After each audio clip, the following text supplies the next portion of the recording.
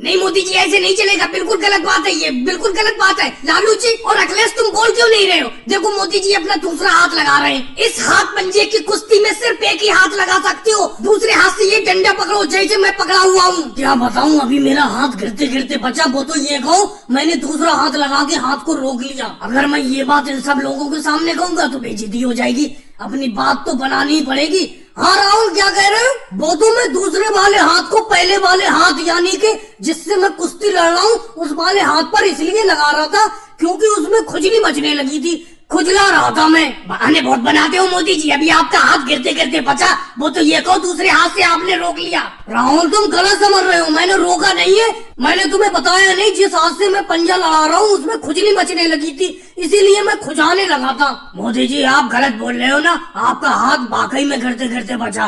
राहुल को नहीं बताऊंगा लेकिन आपसे मैं कह रहा हूँ, बताओ सच तो बताओ। हाँ लालू जी क्या बताऊं, हाथ गिरते गिरते बचा इस हाथ कुश्ती में। वो तो मैंने दूसरे हाथ से रोक लिया और राहुल को ये बहाना बना दिया कि मेरे हाथ में खुजली मचने लगी थी, खुजाने लगा था हाथ को। क्या मोदी जी लालू जी आपस में हल्की हल्की बातें कर रहे हो? बताओ तो क्या बातें कर रहे हो?